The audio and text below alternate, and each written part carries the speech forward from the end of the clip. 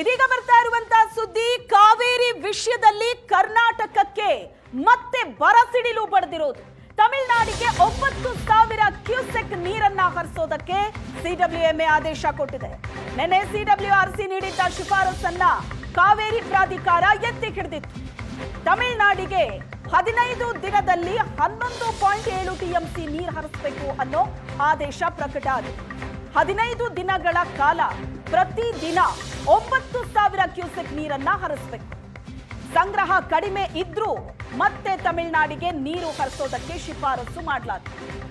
July 30ಕ್ಕೆ 15 ದಿನ 3,500 cusec ನೀರು ಹರಿಸೋದಕ್ಕೆ CWMA ಆದೇಶ ಕೊಟ್ಟಿತ್ತು. ಆಗಸ್ಟ್ 11ಕ್ಕೆ 15 ದಿನಗಳ ಕಾಲ 12,000 ಕ್ಯೂಸೆಕ್ ನೀರನ್ನ ಹರಿಸೋದಕ್ಕೆ ಸಿಡಬ್ಲ್ಯೂಎಂಎ ಆದೇಶ ಕೊಟ್ಟಿತ್ತು. ಈಗ ಮತ್ತೆ 15 ದಿನಗಳ ಕಾಲ 9,000 ಕ್ಯೂಸೆಕ್ ನೀರನ್ನ ಹರಿಸಬೇಕು ಅನ್ನೋ ಆದೇಶ ಹೊರಬಿದ್ದಿದೆ. ಇದು ಮತ್ತೆ ಬಹಳ ದೊಡ್ಡ ಹೊಡೆತ ಕೊಟ್ಟಿದೆ. ಮೊದಲೇ ಜಲಾಶಯಗಳಲ್ಲಿ ನೀರಿನ ಮಟ್ಟ ಕುಸಿದಿದೆ ಅನ್ನೋದನ್ನ ಮನವರಿಕೆ ಮಾಡಿಕೊಟ್ಟ ನಂತರವೂ ಕೂಡ ಮತ್ತೆ ಮತ್ತೆ ತಮಿಳುನಾಡಿಗೆ ನೀರು ಹರಿಸೋದಕ್ಕೆ ಆದೇಶ ಹೊರಬೀಳ್ತಾ ಇರೋದು. ಕಾವೇರಿ ಭಾಗದಲ್ಲಿ ರೈತರ ಆಕ್ರೋಶಕ್ಕೆ ಇದು ಕಾರಣ ಆಗಿದೆ. ಮತ್ತೆ ಕಾವೇರಿ ಬರಸಿಡಿಲು ಬಡಿದಿದೆ ಕರ್ನಾಟಕಕ್ಕೆ. ಈಗ 15 ದಿನಗಳ ಕಾಲ 9,000 ಕ್ಯೂಸೆಕ್ ನೀರನ್ನ ಹರಿಸಬೇಕು. ಜಲಾಶಯಗಳಲ್ಲಿ ನೀರಿನ ಮಟ್ಟ ಕಡಿಮೆ ಇದ್ರೂ ಕೂಡ ತಮಿಳುನಾಡಿಗೆ ಹರಿದೋಗುವಂತಹ ನೀರಿನ ಪ್ರಮಾಣದಲ್ಲಿ ಯಾವುದೇ ಕೊರತೆ ಆಗಲ್ಲ. ಯಾಕಂದ್ರೆ ಮತ್ತೆ ನೀರು ಹರಿಸಬೇಕು ಅನ್ನೋ ಆದೇಶ ಈಗ ಹೊರಬಿದ್ದಿದೆ.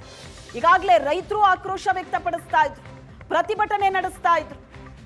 ನಮ್ಮಲ್ಲಿ ಮಳೆ ಕೊರತೆ ಇದೆ, ನಮಗೆ ಕೃಷಿ ಮಾಡೋದಕ್ಕೆ ನೀರು ಸಿಗ್ತಾ ಇಲ್ಲ. ಈಗಾಗಲೇ ಸಚಿವರೇ ಆದೇಶ ಕೊಟ್ಟಿದ್ದಾರೆ, ಜಲಾಶಯದಲ್ಲಿರೋ ನೀರನ್ನ ನಂಬಿಕೊಂಡು ಯಾರೂ ಕೂಡ ಬೆಳೆ ಬೆಳಿಬೇಡಿ ಅಂತ. ಪರಿಸ್ಥಿತಿ ಹೀಗಿರುವಾಗ ಇರೋ ಬರೋ ನೀರನ್ನು ಕೂಡ ತಮಿಳುನಾಡಿಗೆ ಹರಿಸಬೇಕು ಅನ್ನೋದು ಯಾವ ನ್ಯಾಯ ಅಂತ ರೈತರು ಪ್ರಶ್ನೆ ಮಾಡ್ತಾ ಇರೋ ಈ ಟೈಮ್ನಲ್ಲೇ ಮತ್ತೆ ಈಗ 9,000 ಕ್ಯೂಸೆಕ್ ನೀರು 15 ದಿನದಲ್ಲಿ ತಮಿಳುನಾಡಿಗೆ ಹರಿಸಬೇಕಾಗಿದೆ. ಪದೇ ಪದೇ ಕರ್ನಾಟಕಕ್ಕೆ ಕಾವೇರಿ ವಿಷಯದಲ್ಲಿ ಆಗ್ತಾ ಇರೋ ಅನ್ಯಾಯ ಇದು. ಜುಲೈ 30ಕ್ಕೆ 15 ದಿನ 3,500 ಕ್ಯೂಸೆಕ್ ನೀರು, ಆಗಸ್ಟ್ 11ಕ್ಕೆ 15 ದಿನಗಳ ಕಾಲ 12,000 ಕ್ಯೂಸೆಕ್ ನೀರು, ಈಗ ಮತ್ತೆ 15 ದಿನಗಳ ಕಾಲ 9,000 ಕ್ಯೂಸೆಕ್ ನೀರು ಹರಿಸಬೇಕು. ವಾದವನ್ನು ಮಂಡನೆ ಮಾಡಿದರು. ಕೊನೆಯದಾಗಿ ಎಲ್ಲ ಚರ್ಚೆ ಆದ ನಂತರ ಸಿಡಬ್ಲ್ಯೂಆರ್ಸಿನಲ್ಲಿ ಇರ್ತಕ್ಕಂಥ ಆದೇಶವನ್ನು ರೀಟ್ರೇಟ್ ಮಾಡಿ ಹೇಳಿದೆ. ಅದರಲ್ಲಿ ಯಾವುದೇ ಬದಲಾವಣೆ ಮಾಡಿರುವುದಿಲ್ಲ. ಅದನ್ನು ಆ ಪರಿಸ್ಥಿತಿಯನ್ನು ಪುನಃ ಅವರು ಚರ್ಚೆ ಮಾಡ್ತಾರೆ, ಅವಲೋಕನೆ ಮಾಡಿಕೊಂಡು ತದನಂತರ ಮುಂದಿನ ದಿನಗಳಲ್ಲಿ ಬದಲಾವಣೆ ಮಾಡ್ತಕ್ಕಂಥದ್ದು ಅವಶ್ಯಕತೆ ಇದ್ದರೆ ಅದನ್ನು ಇನ್ನು 10-15 ದಿನ ಆದ ನಂತರ ಇನ್ನೊಮ್ಮೆ ಮೀಟಿಂಗ್ ನಡೆಸಿ ಅದರಲ್ಲಿ ಡಿಸಿಷನ್ ತೆಗೆದುಕೊಳ್ತಾರೆ. ಕರ್ನಾಟಕದ ಮಟ್ಟಿಗೆ ಈ ಆರ್ಡರ್ ಹೆಂಗ್ ನೋಡ್ಬೋದು? ಇನ್ಫ್ಲೋ ಎಷ್ಟಿದೆ? ನೀರು ಬಿಡಕ್ಕೆ ನಮಗೆ ಸಾಧ್ಯ ಆಗುತ್ತಾ? ನೋಡಿ, ನಮ್ಮಲ್ಲಿ ಈಗ ಸಿಚುವೇಶನ್ನು ನೀವು ಜುಲೈ ತಿಂಗಳಿಗಿಂತ ಹೋಲಿಕೆ ಮಾಡಿ ನೋಡಿದರೆ ಜುಲೈ ತಿಂಗಳಲ್ಲಿ ಬಹಳ ವಿಪರೀತ ಪರಿಸ್ಥಿತಿ ಇತ್ತು. ತದನಂತರ ಆಗಸ್ಟ್ ತಿಂಗಳಲ್ಲಿ ತಮಗೆ ಗೆಲ್ಲರಿಗೂ ಗೊತ್ತಿರುವ ಹಾಗೆ ಮಳೆ ಬಂದಿದೆ. ಮಳೆ ಬಂದ ನಂತರ ಈಗ ಕುಡಿಯುವ ನೀರು ಬಗ್ಗೆ ಯಾವುದೇ ಒಂದು ಕೊರತೆ ಇಲ್ಲ. ಅದಲ್ಲದೆ ಕಾಲುವೆಗಳಲ್ಲಿ ಕೂಡ ನೀರು ಬಿಡುವಂಥದ್ದು ನಿರ್ಣಯವನ್ನು ಸರ್ಕಾರ ಮಟ್ಟದಲ್ಲಿ ತೆಗೆದುಕೊಳ್ಳಲಾಗಿದೆ. ಸೊ ಅದನ್ನು ಕೂಡ ಈಗ ಪ್ರಾರಂಭ ಆಗಿದೆ. ಈಗ ಬರ್ತಕ್ಕಂಥ ದಿನಗಳಲ್ಲಿ ನಾವು ಕುಡಿಯುವ ನೀರು ಬಗ್ಗೆನೂ ಕೂಡ ನಾವು ಯೋಚನೆ ಮಾಡಬೇಕು. ಅದರ ಜೊತೆಗೆ ಬೇಸಾಯಕ್ಕಾಗಿ ಕೂಡ ಏನೇನು ಬೇಕಾಗಿದೆ, ನಮಗೆ ವ್ಯವಸಾಯಕ್ಕಾಗಿ ಏನು ಬೇಕು ಅದಕ್ಕೆ ಕೂಡ ನಾವು ಕಾಪಾಡ್ಕೊಂಡು ಹೋಗಬೇಕು. ಆ ವಿಷಯವನ್ನು ನಾವು ಇಲ್ಲಿ ಮಂಡನೆ ಮಾಡಿದ್ದೀವಿ. ಆ ಮಂಡನೆ ಮಾಡಿದ ನಂತರ ಅವರು ಮಾಡಿರ್ತಕ್ಕಂಥ ಆದೇಶ ಏನಿದೆ, it is depending on the situation which they are forcing. ಅಂದರೆ IMD ಫೋರ್ಕಾಸ್ಟ್ನಲ್ಲಿ ಬರುವ ದಿನಗಳಲ್ಲಿ ಏನೇನೋ ಮಳೆ ಬರಬಹುದು, ಇನ್ಫ್ಲೋಸ್ ಎಷ್ಟು ಆಗಬಹುದು, ಅದರ ಆಧಾರದ ಮೇಲೆ ಅವರು ಒಂದು ಸೈಂಟಿಫಿಕ್ ಆಗಿ ಕ್ಯಾಲ್ಕುಲೇಷನ್ ಮಾಡಿಕೊಂಡು ಮುಂದೆ ಇಟ್ಟಿದ್ದಾರೆ. ಇದರಲ್ಲಿ ನಮ್ಮ ವಾದ ಏನಾಗಿದೆ, ಅದನ್ನು ಅಪ್ರೋಚ್ ಸರಿಯಾಗಿ ಇದ್ದರೂ ಕೂಡ ಅದರ ಬಗ್ಗೆ ಕ್ವಾಂಟಮ್ ಏನಿದೆ ಅದನ್ನು ರಿಡ್ಯೂಸ್ ಮಾಡಬೇಕು ಅಂತ ನಾವು ಹೇಳಿದ್ದೀವಿ. ಅದನ್ನು ಅಪ್ರೋಚ್ನಲ್ಲಿ ತಮಿಳುನಾಡಿನವರ ಅಪ್ರೋಚ್ ಸ್ವಲ್ಪ ಬೇರೆ ಇದೆ. ಅವರು ಏನು ಹೇಳ್ತಾರೆ, ಎಂಟೈರ್ ಡೆಫಿಸಿಟ್ ಏನಿದೆ ಅದನ್ನು ಒಮ್ಮೆಗೆ ರಿಲೀಸ್ ಮಾಡಿ ಕೊಡಬೇಕು ಅಂತದ್ದು ಅವರು ವಾದ ಮಾಡ್ತಾರೆ.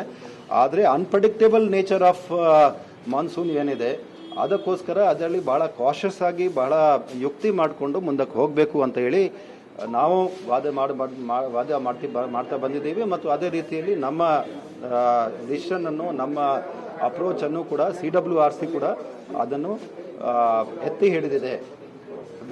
They have supported the claim put forth by Karnataka, and the quantum has been decided yesterday in the CWRC meeting. That same quantum has been reiterated in the CWMA meeting after a lot of discussions for last almost 1.5 hours.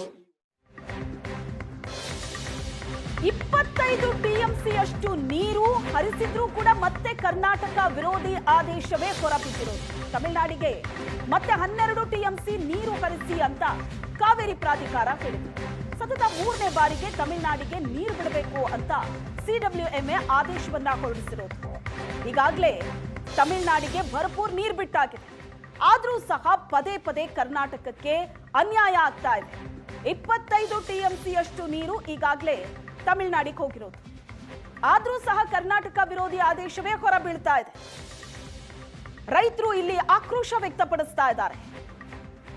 ಕೃಷಿ ಚಟುವಟಿಕೆಗಳು ಈ ಬಾರಿ ಇಲ್ಲವೇ ಇಲ್ಲ, ಯಾಕಂದ್ರೆ ಮಳೆ ಇಲ್ಲ. ಜಲಾಶಯಗಳಲ್ಲಿರುವಂತ ನೀರನ್ನ ನಂಬಿಕೊಂಡು ಬೆಳೆ ಬೆಳೆಯೋ ಹಾಗಿಲ್ಲ ಅಂತ ಸರ್ಕಾರವೇ ಹೇಳಿದೆ.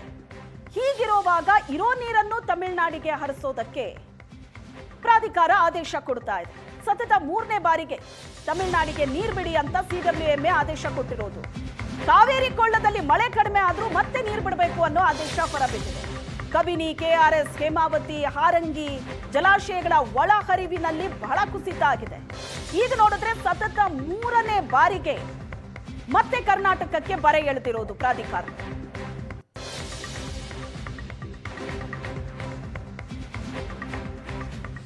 ಈ ಬಗ್ಗೆ ಹೆಚ್ಚಿನ ಡೀಟೇಲ್ಸ್ ಅನ್ನ ಕೊಡ್ತಾರೆ ನಮ್ಮ ದೆಹಲಿ ಪ್ರತಿನಿಧಿ ಮಂಜುನಾಥ್ ಸಂಪರ್ಕದಲ್ಲಿದ್ದಾರೆ. ಮಂಜುನಾಥ್, ಪದೇ ಪದೇ ಕರ್ನಾಟಕಕ್ಕೆ ಈ ರೀತಿ ಅನ್ಯಾಯ ಆಗ್ತಾ ಇರೋದು ಕಾವೇರಿ ವಿಷಯದಲ್ಲಿ ಎಲ್ಲಿ ಎಡವಟ್ಟಾಗ್ತಾ ಇದೆ? ಇಲ್ಲಿನ ಪರಿಸ್ಥಿತಿಯನ್ನ ಅವ್ರಿಗೆ ಮನವರಿಕೆ ಮಾಡ್ಕೊಡೋದ್ರಲ್ಲಿ ಎಲ್ಲಾದ್ರೂ ಎಡವಟ್ಟಾಗ್ತಾ ಇದೆಯಾ? ಯಾವ ಸೂತ್ರವನ್ನ ಇಲ್ಲಿ ಅನುಸರಿಸ್ತಾ ಇದೆ ಹಾಗಾದ್ರೆ ಪ್ರಾಧಿಕಾರ? ಶ್ವೇತಾ, ಇದು ಅನ್ಯಾಯ ಅನ್ನೋದಕ್ಕಿಂತ ಒಂದು ಸಣ್ಣ ರಿಲೀಫ್ ಅಂತಾನೆ ನಿನ್ನೆಯ ಮಟ್ಟಿಗೆ ನಾವು ಹೇಳ್ಬೋದು. ಯಾಕಂದರೆ 12,000ನ 9,000 ಇಳಿಸಿದ್ದೇ ಒಂದು ರಿಲೀಫ್ ಅನ್ನುವಂಥ ಅರ್ಥದಲ್ಲಿ ಹೇಳ್ತಾ ಇರುವಂಥದ್ದು. ಕಾರಣ ಇಷ್ಟೇ, ನಾವು ಮಳೆಯ ಪ್ರಮಾಣ ಕಡಿಮೆ ಆಗ್ತಾ ಇದೆ, ಒಳ ಅರಿವು ಇಲ್ಲ ಅನ್ನುವಂಥದ್ದನ್ನು ಎಲ್ಲವನ್ನೂ ಕೂಡ ಮನದಟ್ಟು ಮಾಡಿಕೊಟ್ರು ಕೂಡ ಪ್ರಾಧಿಕಾರಕ್ಕೆ ಒಂದು ಹಂತದಲ್ಲಿ ಕರ್ನಾಟಕ 6,000 ಕ್ಯೂಸಿಕ್ ನೀರು ಬಿಡಬಹುದು ಅನ್ನುವಂಥ ಅರ್ಥದಲ್ಲಿ ಒಂದು ಹೇಳಿಕೆಯನ್ನು ದಾಖಲಿಸ್ತು. ಇದನ್ನು ಅನುಸರಿಸಿ IMD ಪ್ರಿಡಿಕ್ಷನ್ನು ಮತ್ತು ಮುಂದೆ ಮಳೆ ಆಗ್ತಾ ಇರುವಂಥದ್ದು ನಿನ್ನೆ ಮತ್ತು ಮೊನ್ನೆಯಿಂದ ಹಿಡಿದು ಭಾಗಮಂಡಲದ ಭಾಗ ಇರ್ಬೋದು, ಕೇರಳದಲ್ಲಿರ್ಬೋದು, ಈ ಭಾಗದಲ್ಲಿ ಮಳೆ ಆಗ್ತಾ ಇರುವ ಕಾರಣಕ್ಕೋಸ್ಕರ ಮತ್ತೆ ಒಳ ಅರಿವು ಜಾಸ್ತಿ ಆಗಿದೆ. ಹಾಗಾಗಿ ನೀವು ನೀರು ಬಿಡಲೇಬೇಕು ಅನ್ನುವಂಥದ್ದು ತಮಿಳುನಾಡಿನ ವಾದ ಆಗಿತ್ತು. ಈ ವಾದವನ್ನು ಆಲಿಸಿ ಜೊತೆಗೆ IMD ರಿಪೋರ್ಟನ್ನು ಇಟ್ಕೊಂಡು ಈ ಒಂದು ತೀರ್ಮಾನಕ್ಕೆ CWRC ನಿನ್ನೆ ಬಂದಿತ್ತು. ಅದೇ ಆದೇಶವನ್ನು ಇವತ್ತು CWMA ಕೂಡ ಎತ್ತಿಡಿದಿರುವಂಥದ್ದು. ಇಷ್ಟರ ನಡುವೆ ನಮ್ಮ ಕರ್ನಾಟಕವೂ ಕೂಡ ವಾದವನ್ನು ಮಂಡಿಸ್ತು. ಇದು 9,000 ಬಿಡಲಿಕ್ಕೆ ನಮಗೆ ಭಾಳ ಕಷ್ಟ ಇದೆ, 6,000 ಬಿಡಬಹುದು ಈ ಸಂಕಷ್ಟದ ಸ್ಥಿತಿಯಲ್ಲೂ ಕೂಡ. ಜೊತೆಗೆ ನಮಗೆ ಪ್ರಯಾರಿಟಿ ಬೇಸಿಸ್ ಅಂದರೆ ಎಲ್ಲ ಪ್ರಯಾರಿಟಿಗಳೂ ಕೂಡ ತಮಿಳುನಾಡಿಗೆ ಮಾತ್ರ ಸೀಮಿತ ಆಗ್ತಾ ಇದ್ದಾವೆ, ನಮ್ಮ ಕರ್ನಾಟಕಕ್ಕೆ ಪ್ರಯಾರಿಟಿಗಳೇ ಇಲ್ಲ ಅನ್ನುವಂಥದ್ದು. ಕೇವಲ ಕರ್ನಾಟಕ ಅಂದರೆ ಏನು ಅಂದರೆ ನೀರು ಬಿಡೋ ಕೆಲಸ ಮಾತ್ರ ಅನ್ನುವಂಥ ರೀತಿಯಲ್ಲಿ ಆಗ್ತಾ ಇದೆ. ಇದು ಅಲ್ಲ ಅನ್ನುವಂಥದ್ದನ್ನ ಪ್ರಾಧಿಕಾರಕ್ಕೆ ಕರ್ನಾಟಕದ ಅಧಿಕಾರಿಗಳು ACS ಗೌರವ್ ಗುಪ್ತಾ ಅವರಿಂದ ಹಿಡಿದು ತಾಂತ್ರಿಕ ಸಮಿತಿಯ ಎಲ್ಲ ತಜ್ಞರು ಕೂಡ ಹೇಳಿ ಅದನ್ನು ವಿವರಣೆಯನ್ನು ಕೊಡುವ ಮೂಲಕ ಅದು ಕಡಿಮೆ ಆಗಿದೆ, 12ರಿಂದ 9ಕ್ಕೆ ಬಂತು ಅನ್ನುವಂಥದ್ದು ಮಾಹಿತಿಗಳು ಬರ್ತಾ ಇರುವಂಥದ್ದು. ಅಂದರೆ ಕರ್ನಾಟಕದಲ್ಲೂ ಕೂಡ ಪ್ರಯಾರಿಟೀಸ್ ಇದೆ. ಕರ್ನಾಟಕದ ಜನರಿಗೆ, ಅಲ್ಲಿನ ಏನು ಕಾವೇರಿ ಭಾಗದ ರೈತರಿಗೆ ನೀರು ಕೊಡಬೇಕಾಗಿದೆ. ಅಲ್ಲಿ ಬೆಳೆ ಈಗ ನಾವು ಏನು IMD ಪ್ರಿಡಿಕ್ಷನ್ ನೋಡಿಕೊಂಡು ನಾವು 2ನೇ ಬೆಳೆನೇ ಹಾಕಬೇಡಿ ಅಂತ ಹೇಳಿದ್ವಿ, ಹಾಕಿರೋ ಬೆಳೆಗೆ ನೀರು ಕೊಟ್ಟಿಲ್ಲ ಕರ್ನಾಟಕದಲ್ಲಿ. ಆದರೆ ನಿನ್ನೆಯಿಂದ ಒಂದು ಆದೇಶ ಆಗಿದೆ, ನಾವು ಕೂಡ ನೀರು ಕೊಡಬೇಕು ಅನ್ನುವಂಥದ್ದು, ಕಾಲುವೆಗಳಿಗೆ ನೀರು ಬಿಡಬೇಕು ಅನ್ನುವಂಥ ಆದೇಶ ಸರ್ಕಾರ ಹೊರಡಿಸಿರುವಂಥದ್ದು. ಇದೇ ಹಿನ್ನೆಲೆಯಲ್ಲಿ ಇನ್ನೊಂದು ಪ್ರಯಾರಿಟಿ, ಕರ್ನಾಟಕ ಪ್ರಯಾರಿಟಿ ಏನು ಅಂದರೆ ನಾವು ಮುಂದೆಯೂ ಕೂಡ ನೀರು ಬಿಡಬೇಕಾಗುತ್ತೆ. ಆ ಹಿನ್ನೆಲೆಯಲ್ಲಿ ನಾವೊಂದಷ್ಟು ಸ್ಟೋರೇಜ್ ಕೂಡ ಮಾಡಬೇಕು, ಕುಡಿಯುವ ನೀರಿನ ಅವಶ್ಯಕತೆ ಇದೆ, ಮತ್ತು ಎನ್ವಿರಾನ್ಮೆಂಟಲ್ ಮೇಂಟೆನೆನ್ಸ್ ಅವಶ್ಯಕತೆ ಇದೆ. ಹೆಚ್ಚು ಕಡಿಮೆ 45ರಿಂದ 48 TMC ಬೇಕಾಗುತ್ತೆ. ಇದೆಲ್ಲ ಮುಂದಿನ ಮುಂಗಾರು ಶುರುವಾಗುವ ತನಕವೂ ಕೂಡ ಹಾಗಾಗಿ ಭವಿಷ್ಯದ ದೃಷ್ಟಿ ಇಟ್ಕೊಂಡು ಈಗ ಕಡಿಮೆ ಮಾಡಿ ಅನ್ನುವಂಥ ವಾದವನ್ನು ಕರ್ನಾಟಕ ಮಂಡಿಸ್ತು. ಆದರೆ ತಮಿಳುನಾಡಿಗಿರುವಂಥ ಅಡ್ವಾಂಟೇಜ್ ಕೂಡ ಇದೆ. ಮುಂದಿನ ಈಶಾನ್ಯ ಮಾರುತಗಳೇನಿದೆ ಅಲ್ಲಿ ಚೆನ್ನಾಗಿ ಮಳೆ ಬರುತ್ತೆ ಅನ್ನುವಂಥದ್ದು ಕೂಡ IMD ಪ್ರಿಡಿಕ್ಷನ್ ಇದೆ ಅನ್ನುವಂಥ ವಿವರಣೆಯನ್ನು ಕೂಡ ಕೊಟ್ಟಾಗ 12/9 ಆಯಿತು ಅನ್ನುವಂಥದ್ದು. ಈಗ ಪುನಃ ನೋಡಿ ನಾವು ಮುಂದಿನ ಮಾರ್ಪಾಡನ್ನು ಮಾಡಲಿಕ್ಕೆ ಎಲ್ಲ ರೀತಿಯ ಪ್ರಯತ್ನಗಳನ್ನು ಮಾಡ್ತೇವೆ ಅನ್ನುವಂಥದ್ದು ಕರ್ನಾಟಕ ಸರ್ಕಾರದ ಅಧಿಕಾರಿಗಳ ವಾದ. Shweta, thank you Manjunath.